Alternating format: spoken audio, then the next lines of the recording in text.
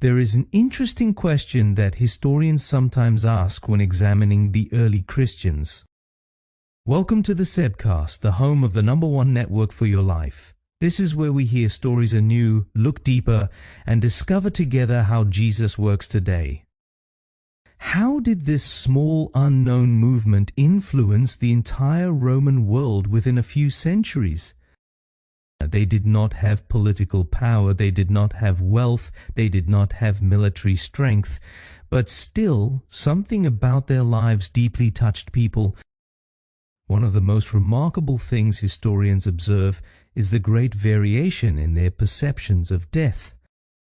One of the most striking things that historians note is how differently they thought about death. In the ancient world, death was a profound and inevitable reality. Wars, illnesses, and epidemics were frequent, and whenever devastating plagues swept through cities, many individuals fled.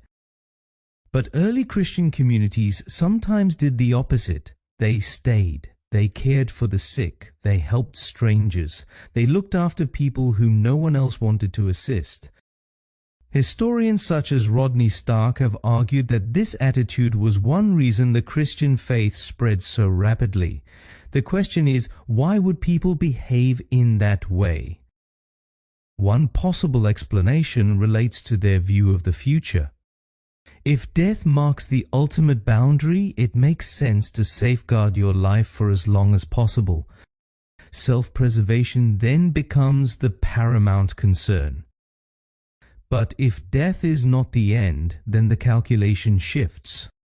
Then people are willing to take more risks, give more, love more. Jesus says something striking in John 11:25, "I am the resurrection and the life.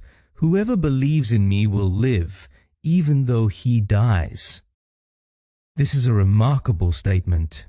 Jesus does not just say that people can have hope one day.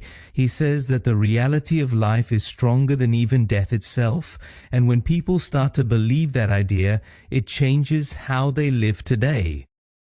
Suddenly, courage becomes possible, sacrifice becomes logical, love grows stronger than fear. Because if death does not have the final say, fear does not need to control your life either.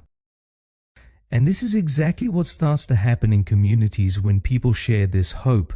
They begin to support each other, they begin to serve one another, they start to build a way of life that looks different from the culture around them.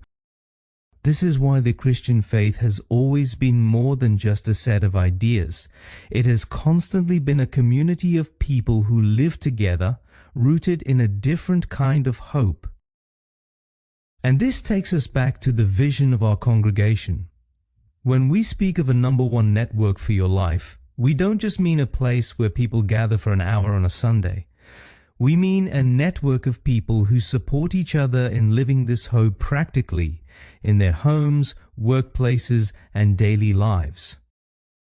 Because when people truly believe that death is not the end, they begin to live differently. And sometimes it is exactly that unique way of living that makes the world wonder the most.